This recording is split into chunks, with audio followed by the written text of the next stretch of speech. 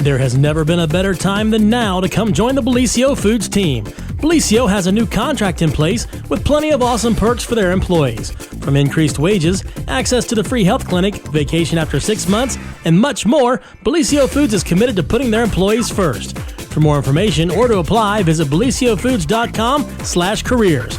Take advantage of these great new employee benefits and join the Bellisio team today. Visit BellisioFoods.com/careers to learn more. We at Orange Crush have many things to be thankful for, including everyone who makes Orange Crush a part of their day. To show our thanks, Orange Crush, WKOV, and participating Save-A-Lot locations will be giving away Thanksgiving turkeys to dozens of winners because even though Thanksgiving celebrations still might look different this year, we know Thanksgiving favorites will still be a part of your plan. Visit GJPepsiContest.com/turkey to find out where you can enter to win now through November 18th. No purchase is necessary. See official rules for details.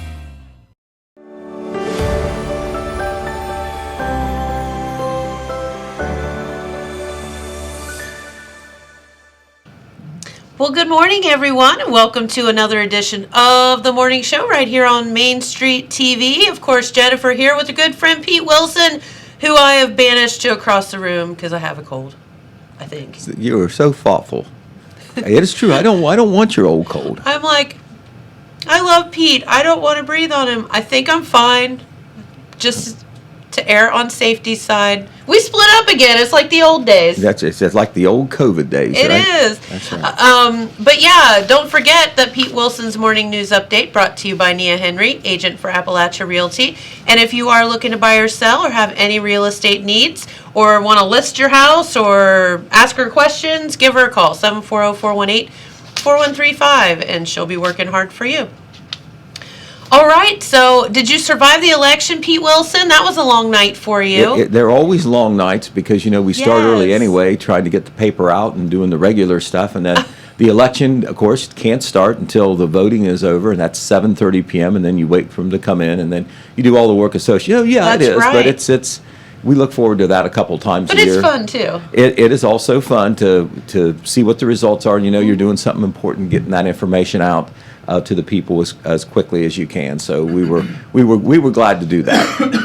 Well, very good. You all did a fantastic job. So as always, so thank you for keeping us all informed. All right. Well, that's okay. A lot of different people associated with that. So we're going to start off the news segment, Jennifer, by just recouping just a little bit of the highlights of the election and also some follow-up information that maybe hasn't come out yet. Yes. But the bottom lines on the election, once again, a grassroots election involving almost completely all local issues, local offices.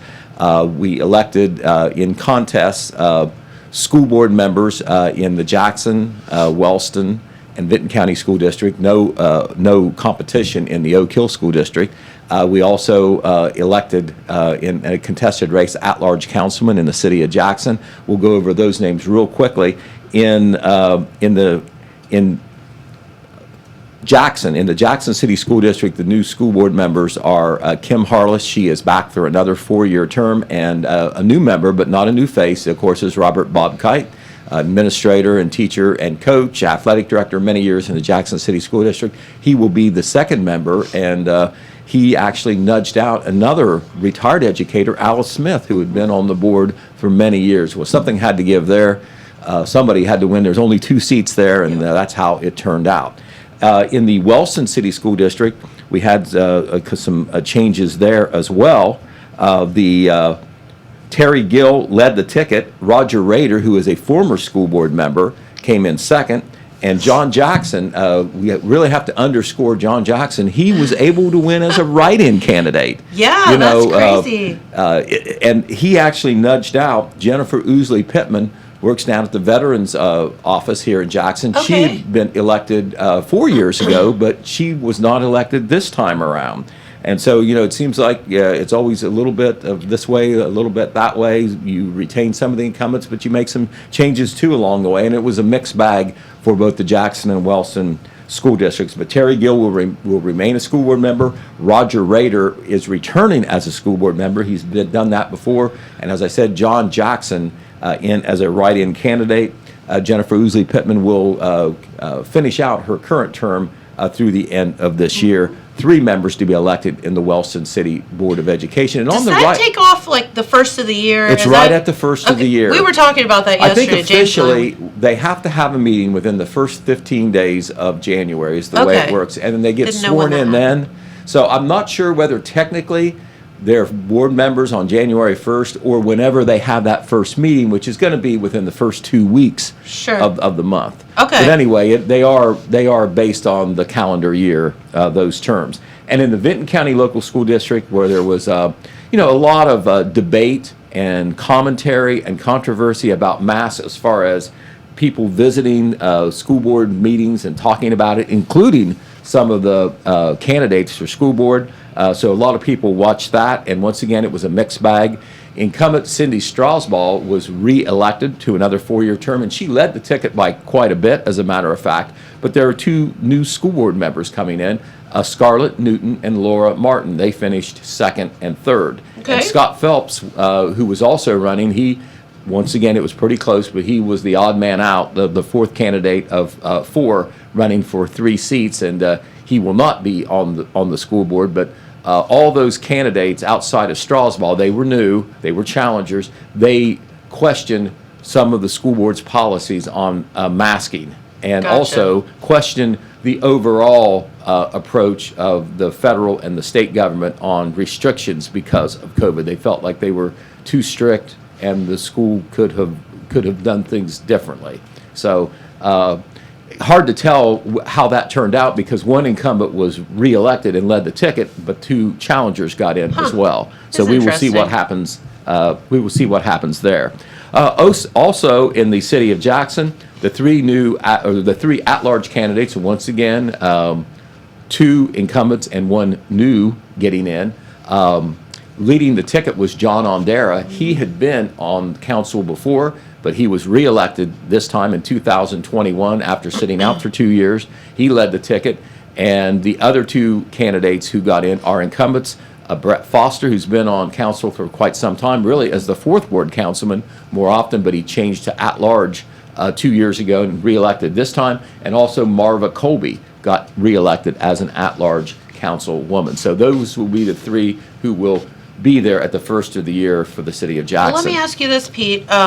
With the provisional ballots still out and things like that, is there a chance, because that was a pretty close race, I think decided by 18 votes or something like that. Is it possible that We don't think the so. provisionals could change that outcome? I talked with the Board of Elections folks yesterday for follow-up purposes and to check some things, and they had some revisions and totals as well. And the rule is that you have to be within 1/2 of 1%.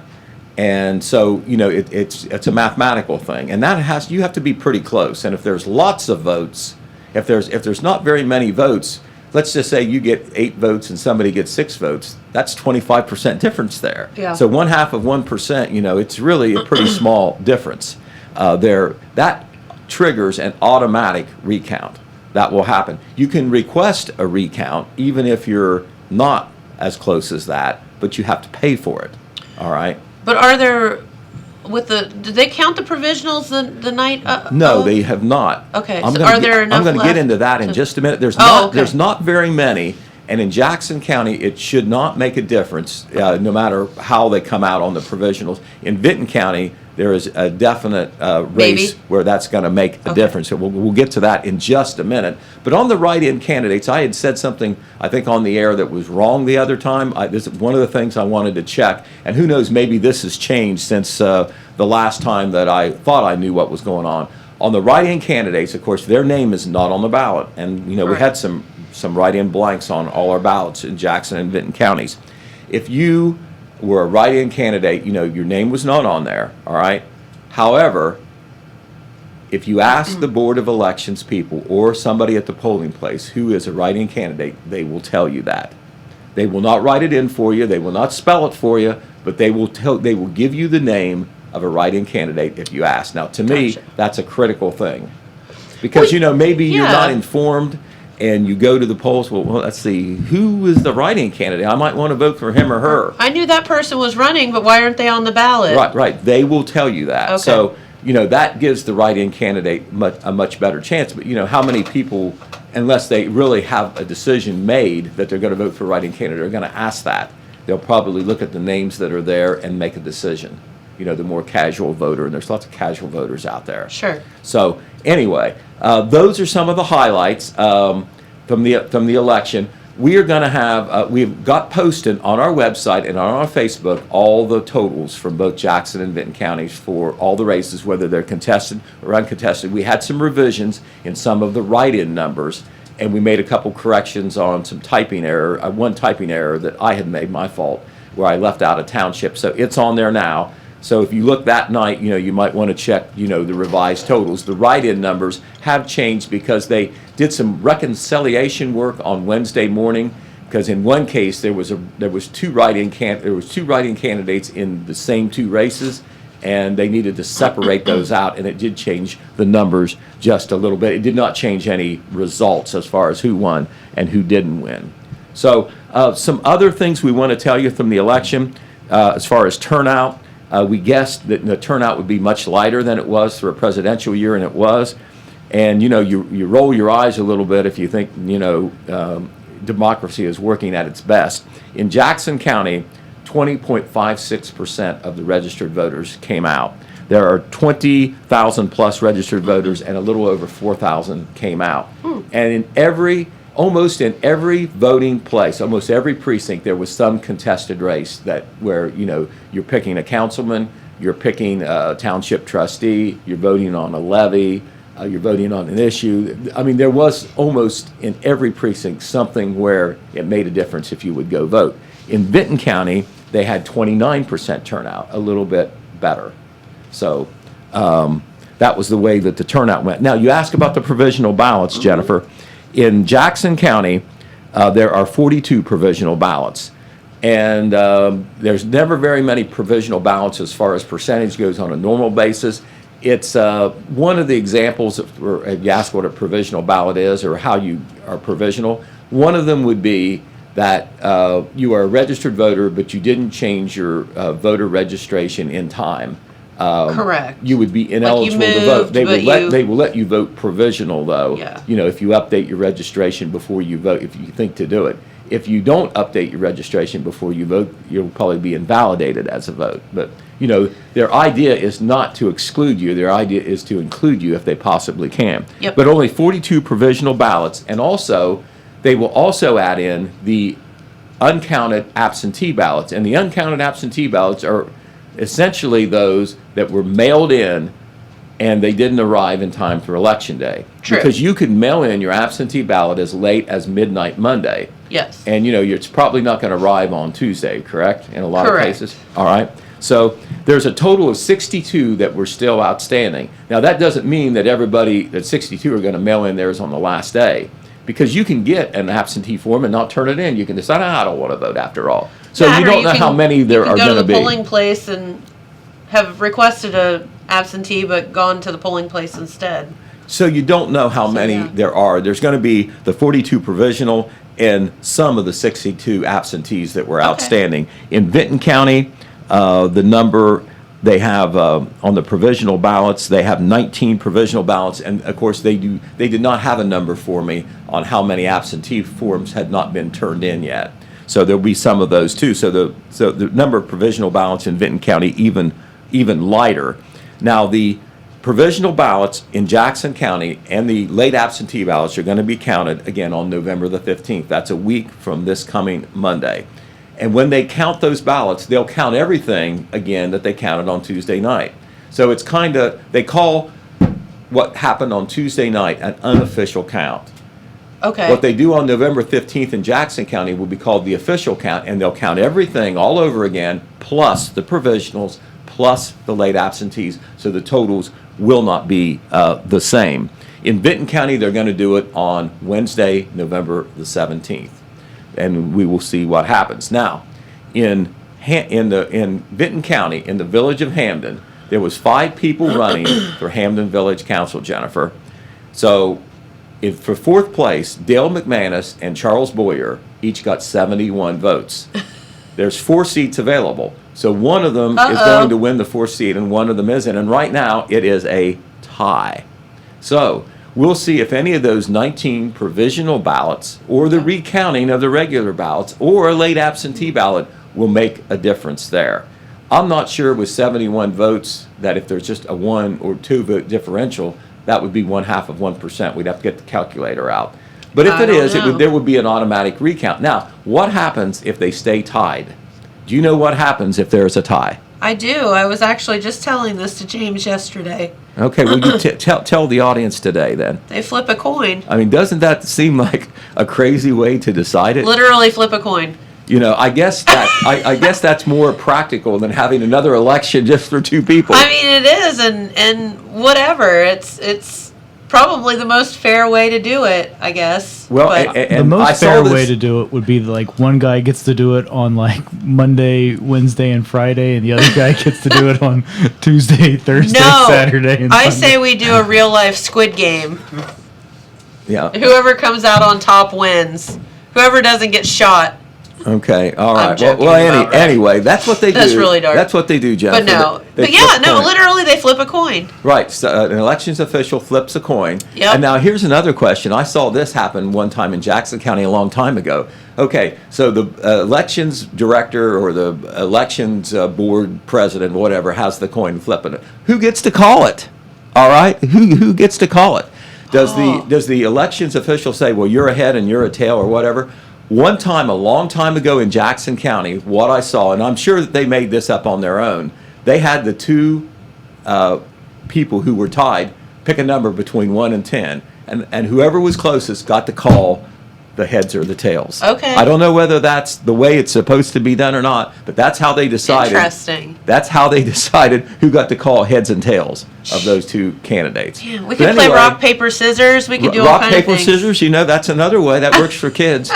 But anyway, Dale McManus and Charles Boyer each with 71 votes for Hamden Village Council. So they're going to just have to kind of wonder Interesting. about it until November the 17th, and it still might end up a tie. Yep. All right, so another thing we wanted to say on the election, kind of like off the beaten track, we talked about that special election that involved Vinton County, and that was the congressional race. Yes. We want to tell you how that went district-wide. The way it worked out, the Republican, Mike Carey, defeated the Democrat, Allison Russo, and that is Mr. Carey right there. No relation to John Kerry, by the way, who lives here in town, or lives here in Wellston. Mike Carey had been an executive with the Ohio Coal Association. He's also been involved in politics, obviously lobbying for the coal business through the years. So he's very familiar with the political process and elections and so forth. And he was nominated by the Republicans to take the place of Steve Stivers, who resigned. And Allison Russo, who was a state representative in the Columbus area, I think she's from Upper Arlington, she ran on the Democrat side and won in the primary, which was held back in August. Kerry won for the Republicans. They both won very easily. And there was a lot of attention on this race, not only because this is important who's going to serve through the remainder of the unexpired term, which goes through next year, 2022, but people were reading all sorts of things into this. Well, if Russo wins, that means that they're happy with Joe Biden and the Democrats, and they still hate Trump. And if Kerry wins, and of course Trump, has a lot of support in southeastern Ohio and in the district. For sure. Well, that means that they still love Trump because Kerry embraced Trump. Russo tried to play the independent card the best she could. Hey, I'm for the district. I'm for the people of the district and so forth. However, the last day Joe Biden did endorse her. So you know that Nancy Pelosi and the Democrats and all over were embracing her candidacy as well. She tried to play the middle road on that. But the way it turned out, even though she lost closer than what Stivers' opponent did 2 years ago, Kerry did win rather easily. He, as a matter of fact, picked up 93,255 votes to Russo's 757,000 votes. Russo won in Athens County, and Athens County is a strongly Democrat county, Sure. mainly because of Ohio University. Yep. And she also won in one other county, but Franklin County was where she won. But it's not all of Franklin County, it's just part of Franklin County. Everywhere else, Mike Carey was a big winner, and he was the big winner overall. So what that means is he will represent the 15th Congressional District, which includes Vinton County, for the remainder of this year, and then, of course, next year as well. And the seat is up for election in 2022, so he may keep his campaign signs out, not even take them in. Yeah, you never know. So anyway, we do want to tell you, as far as coverage, we have all the results posted already. We talked about it on TV, we talked about it on the radio, of course, live, but they're also posted on the Telegram website and Facebook. And we are going to have follow-up, more in-depth coverage, Jennifer, in Saturday's paper. We talked to all the winners of the at-large council race in Jackson, all the winners of the 3 school board races that were contested. Cool. And so we will have what they say about their victories. Of course, they're thankful, and they had the chance to also say what they're going to try to do when they get in there in the corridors of power. Very good. All right. From candidates to COVID, what do you say? You all right with that? Go for it. Okay. I'll talk. You listen. Thanks. Okay, that's okay. I get all choked up too trying to do this sometimes. Okay. All right. Okay. The last report was once again some good news, bad news situation regarding the number of COVID cases in both Jackson County and Vinton County. In Jackson County, the good news was that the number of cases were down, the number of hospitalizations were down, and this is a weekly report. However, there were 5 new deaths. Oh, man. We continue to report deaths every week from Jackson County, and we now have in Jackson County, check my figures here, we are now up to 78 confirmed deaths in Jackson County over the long term. And I think the great majority of them have been in the second round of COVID, since the Delta variant seemed to, and the weather or whatever seemed to get us into a second cycle of the disease. But the numbers otherwise are encouraging a little bit. We had 131 active cases and 28 hospitalizations the week before. This week we had 118 active cases, so down 13, and the hospitalizations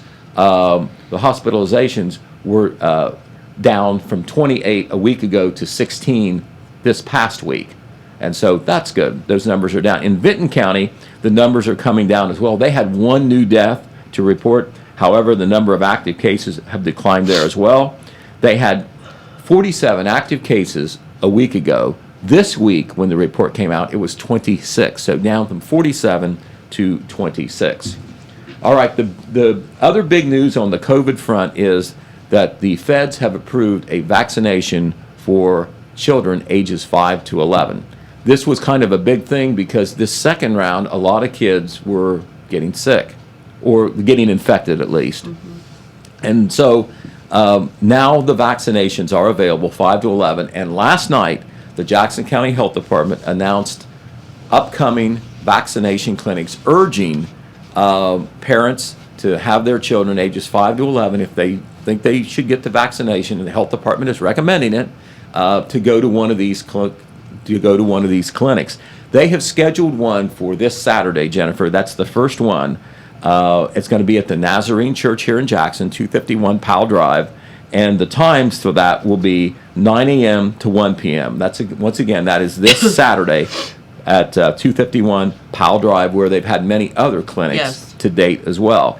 And this will be an opportunity the first opportunity locally for children ages 5 to 11 to get a COVID vaccination. I believe it is from Pfizer. So at this clinic and other upcoming clinics, you can still go in on a walk-in basis and get a COVID vaccination. That is if you're getting the 3rd shot, the 2nd Johnson & Johnson shot, or you're getting your 1st shot. You can go in anytime to any of these clinics without an appointment. To encourage the vaccinations of the kids, they are having vaccination clinics coming up the next 2 weeks at all the schools. It starts next Monday at Bundy Elementary in Wellston. This is a first dose clinic for kids 5 to 11, but other people can come into, as I said, but they're encouraging the kids to come in with their parents. November the 8th, on November the 8th, and it's going to be 4 to 7 p.m. Then there's going to be a clinic on November the 9th, the next night, at Oak Hill Elementary School. Then on the 11th, that's Thursday, at Northview Elementary in Jackson. Then on Monday the 15th, at Westview Elementary in Jackson. And finally, on Tuesday, November the 16th, at Southview Elementary in Jackson. All of them are 4 p.m. to 7 p.m. You don't have to have an appointment. And this is an opportunity, obviously, on familiar ground for kids to get their vaccination. But once again, you can get your vaccination if you're any age. If you want that third vaccination on the Pfizer or the Moderna, or you getting your first vaccination. They have also scheduled on these school vaccinations second session shots, different dates, 2 weeks apart or 3 weeks apart for the second shot. For instance, at Bundy Elementary, they're going to have a second dose clinic on December 1st. For Oak Hill Elementary, it's going to be on November 30th. For Northview, on December the 2nd. There's at least 2 weeks plus between the first clinic and the second clinic, and those dates are already set. I knew I threw a bunch of numbers and times and places at you. We're going to have this story posted on our website if it isn't already. Alex Shope was back at the ranch at Stockmeister Plaza working on that so we could get that information out. It will, of course, be in our Saturday print edition. Matt McKee will be talking about it on the radio as well. But the big news is the clinic's approved for 5 to 11-year-olds, and clinic times and dates and places set in Jackson County. I'm sure we'll hear about it for Vinton County as well very soon. So, are you still choked up? I'm good now, I think. Okay. Well, we'll I think. okay. Well, rest your jaw because I'm going into something else now. Okay. All right. Some good news. We'll get out of out of politics and COVID. Yeah. We talked about the situation in Vinton County where there are areas of the county that do not have the public water. We talked about the Garrett Ridge area on the west end. Well, this is on the east end actually, but it's good news. The Vinton County Commissioners have received a $421,000 250 grant for water lines that will be served by the Leax Water Company that serves several counties. I believe they're based in Meigs County, but they will be serving 18 different residences on Arball and Eakin Mill roads. That is on the eastern end of the county, near Albany. Albany is in Athens County, but it's on that side of Vinton County. And they just announced this very recently, and we received word that this work will be taking place as soon as they let the contracts and all like that. But Red Thompson has done a two-part story on this. The first part was in our Wednesday paper. Part 2 will be in our Saturday paper. He interviewed a man by the name of James Barnes who has been waiting for water as long as he has lived there. And he believes that not only will it be wonderful for these 18 people who now don't have to bring in their own water, haul water or whatever, or go to a water vending station, he believes that because this area is right near the Appalachian Highway, that it will open this area for more residential development. There's a lot of land available. Mm-hmm. He believes that a lot of people will want to build houses there. He says it's 20 miles from Jackson, and even closer to Athens, and it's right near the Appalachian Highway. Nice. So congratulations to everybody who made that happen. That includes the good. Vinton County Commissioners and the Vinton County Department of Development. And once again, we'll have that story in our Telegram, both the Wednesday edition past and the upcoming Saturday edition. All right, good news also for the Southern Hills Arts Council. They were one of this was a national grant by Ovation TV Partners in association with Charter Communications. This is Stand for the Arts Award. That's a mouthful, but that's what they call it. Ooh. The Southern Hills Arts Council received a $10,000 grant. Wow. So I'm not sure what they're going to do with the money, but that's a big thing. It's practically an all-volunteer operation. Yes. With the board and even the staff are either part-time or I'm sure they put in a lot of volunteer time as well. But that news just came out on Tuesday.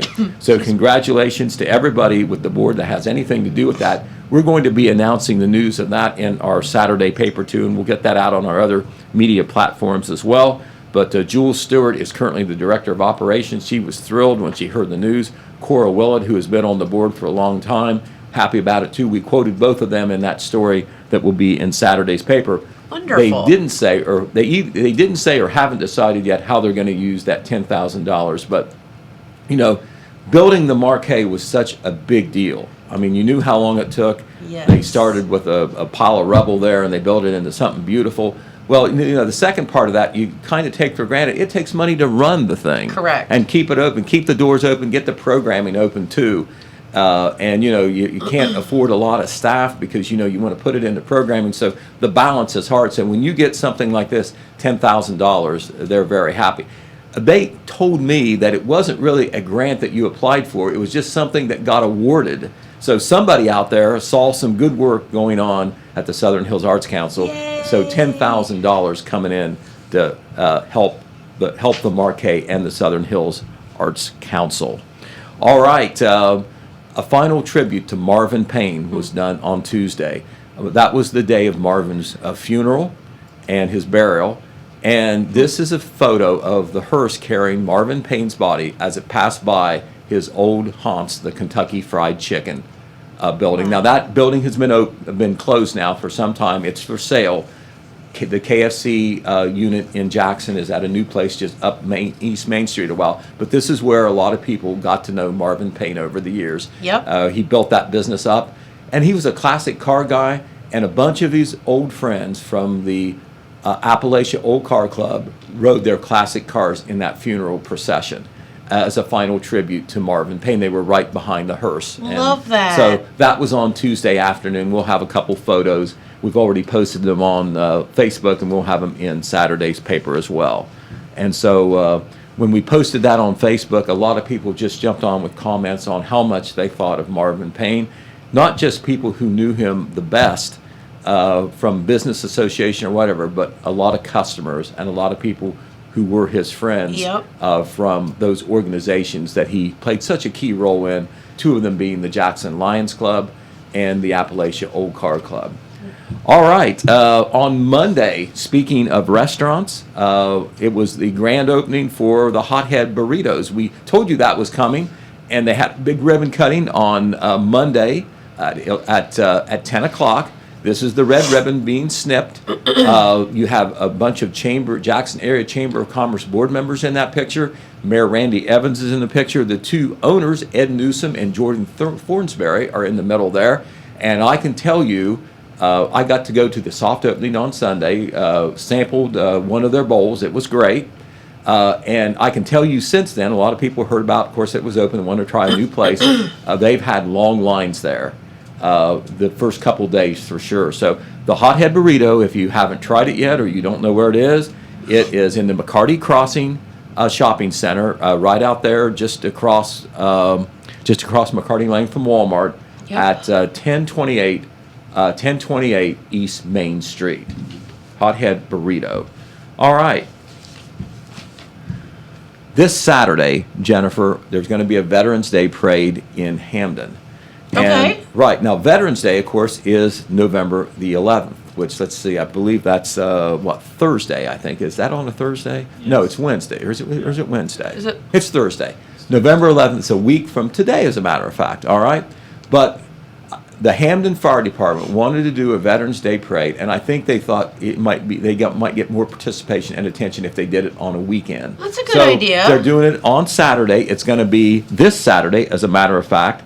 The lineup is going to be at 11 a.m. at Central Street and Stanton Avenue in Hamden, and the parade will kick off at 12 p.m., and it will continue there on State Route 93 all the way to the Fox Street intersection.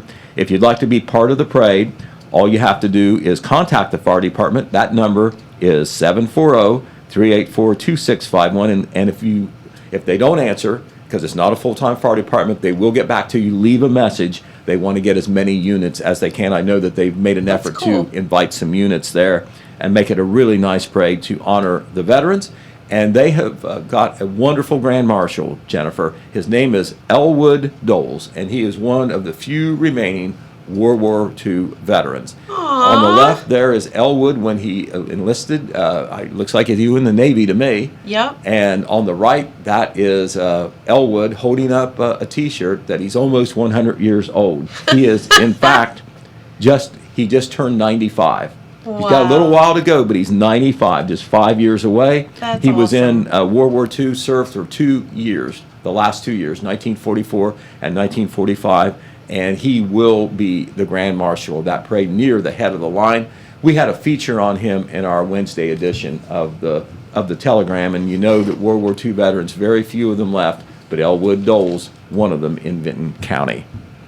All right, this weekend, Jennifer, if it doesn't hurt you to laugh too much with your cough, you might wanna check out a wacky version of the Christmas Carol. Yes. That is going to take place So at the fun. Marquet Cultural Arts Center this weekend. The Apple City Players are going to perform, and this is a mouthful too. It's called the Farndale Avenue Housing Estate Townswomen's Guild Dramatic Society's production of A Christmas Carol, a comedy. Did you get that? I did. I got to sit in on one of the rehearsals good. earlier this week, and that's the scene from one of the rehearsals.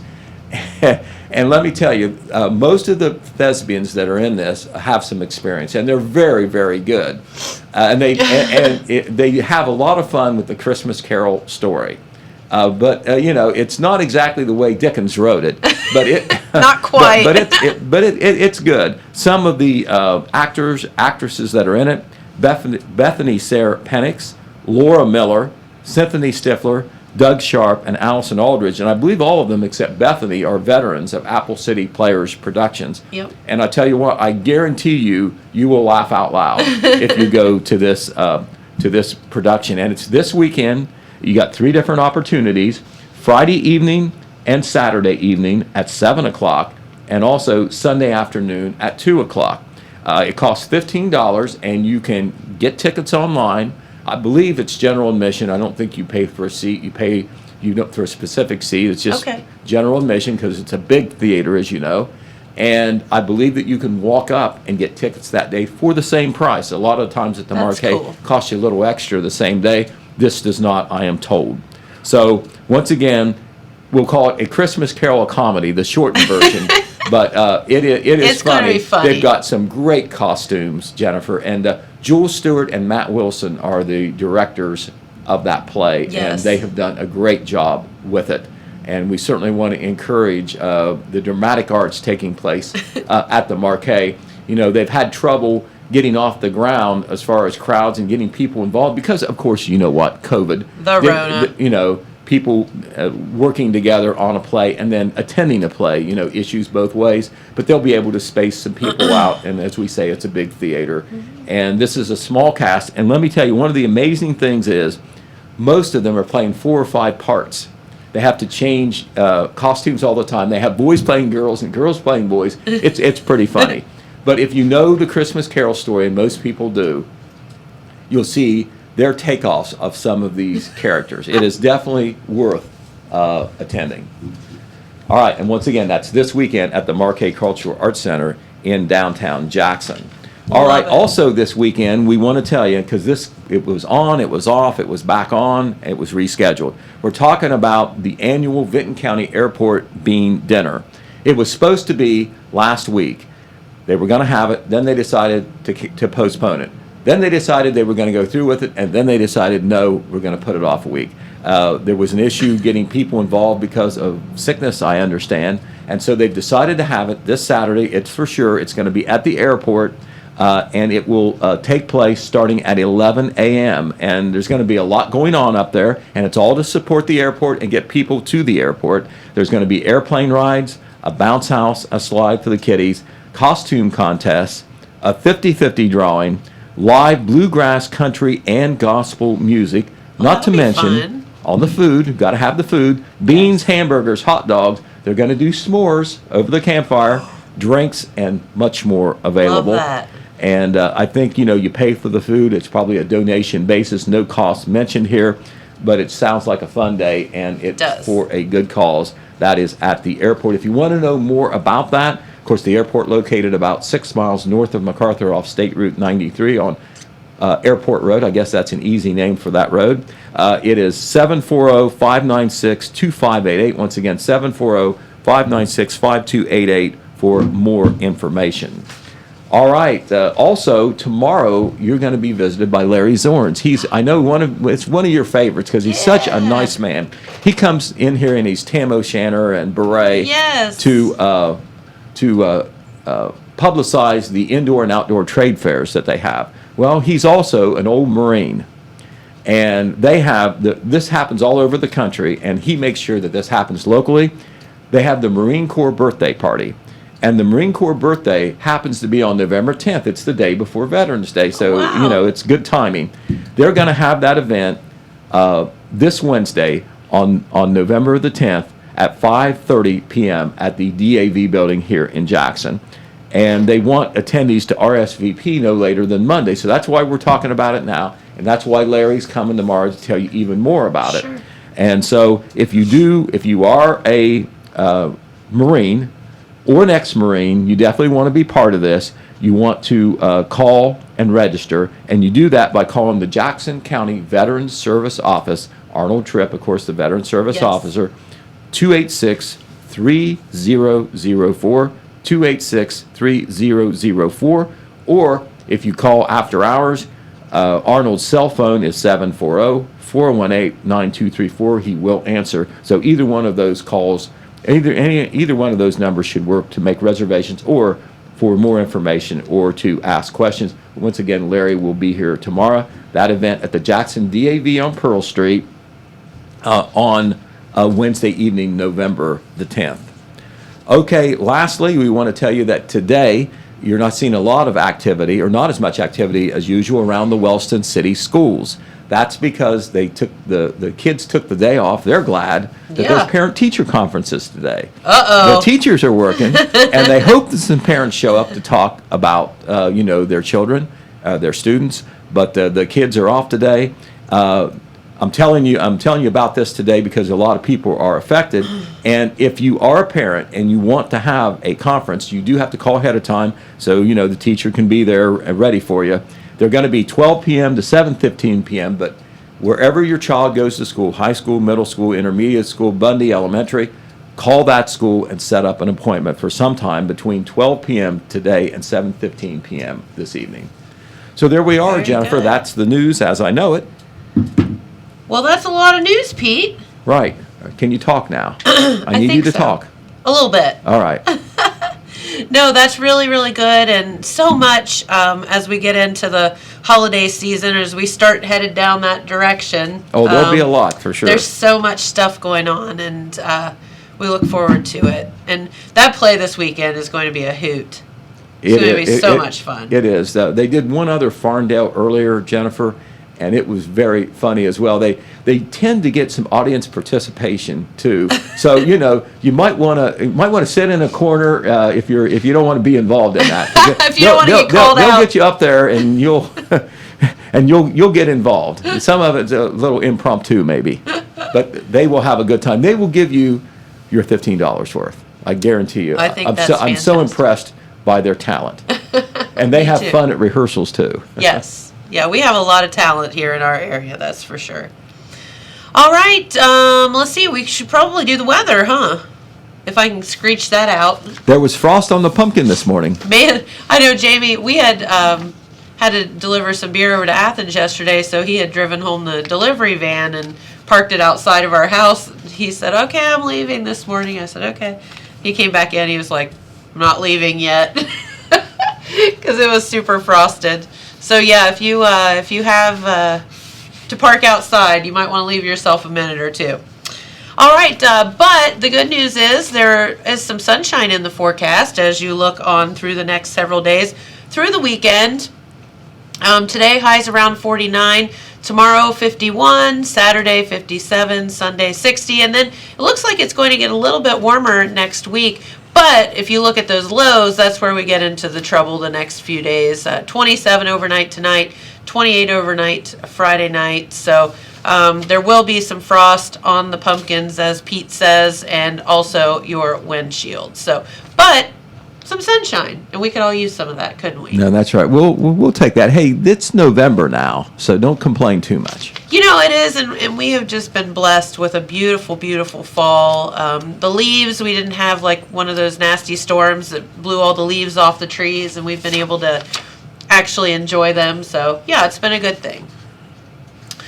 All right, James, is there anything else we need to do today? Or? Yeah. So last Monday we had Benji Davies on the show, my old college professor. Yes. Tonight is the opening of his art show. Yay. So that's at 5 o'clock at the Greer Museum in Rio Grande. That's right Rio. there by the Ohio Valley Bank. And he'll be here, right? Yeah, and he'll be there. So he's going to have about 400 or 500 of those daily sketches on display. Isn't that crazy? It is crazy. And they, like I said, the reception tonight, and it'll be open through most of pretty much until Thanksgiving break starts at Rio Grande. That's so good. Yeah. And if you'd like to meet him in person, he's obviously a very fun and cool guy to meet. He'll be there, so you can meet him. Yeah. Also, I did want to give a shout out. I mentioned this yesterday, and Pete, I'm sure you've been down there, but took a walk a couple of days ago just around town. And I was walking by the marquee and happened to see our good friend Bob Eisnoggle in there with his lovely bride Sarah, and so stopped in to take a look at his beautiful art show, and was privileged enough to have him be there and to kind of take me a personal walk through his pieces and some of the things that he's been doing, and you can tell different phases of his life. He's doing the scratch board now, and that's obviously a passion, but there's also pastels and paintings and sculptures and all kind of fun stuff. So if you haven't been down to the marquee to see Bob Eisnoggle's show, it's really cool. Have you been down there, Pete? I have been. I was there for his opening reception and Yes. been in for a couple of other times. And he's actually got a sign on the door, Jennifer. They have regular hours at the marquee, of course, which are limited because there's not full-time staff.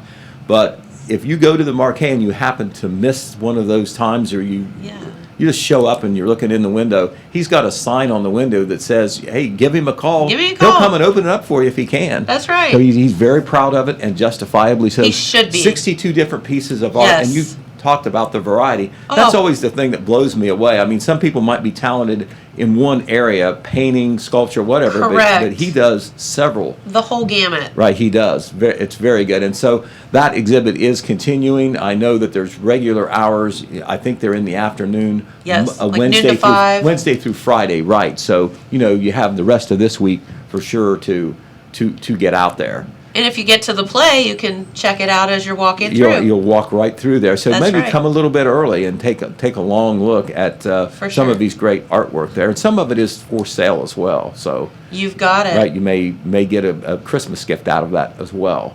And there is some very beautiful things there. We do want to tell you, we're balancing art and COVID and politics and all like that. Don't forget about football.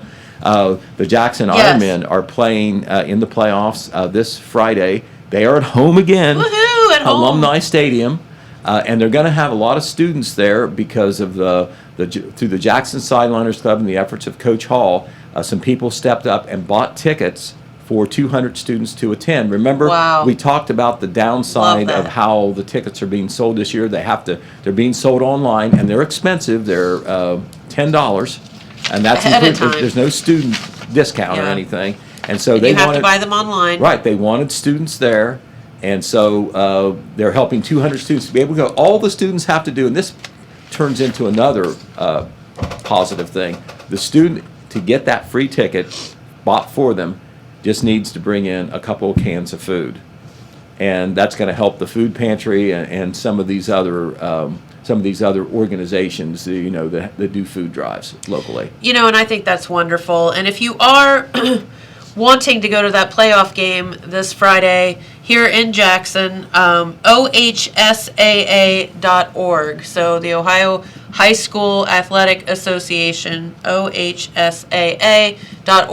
You cannot buy tickets at the door. Right, and a lot of people are surprised when they find that out, and some people are unhappy about that, as Correct. we know. But that's just the way it is. That is a rule coming down from Columbus. and the High School Athletic Association, and I'm sure that they feel they're acting in their best interest. They've got to keep the show on the road somehow.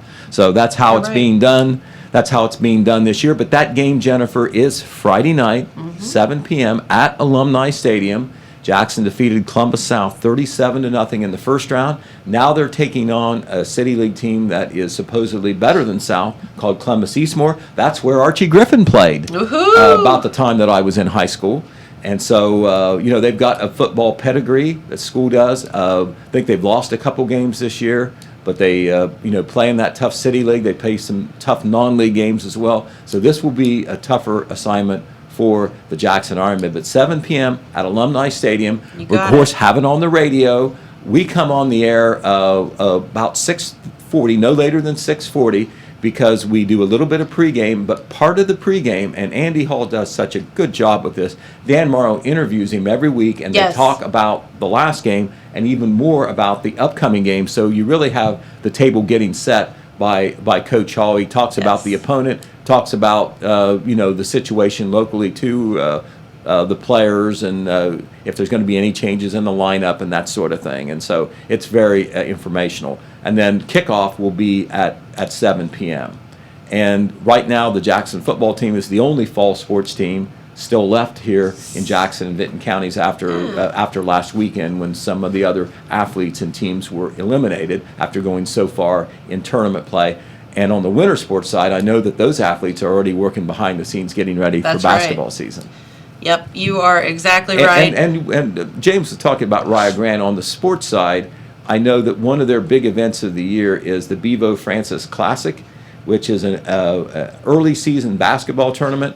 And that's going to be next weekend, November the 12th and 13th, the Bevo Francis Classic. And I believe that both the men's and women's team will be playing. Very cool. Hey, speaking of sports in Rio Grande, one more thing related to that I'd like to get a shout out to.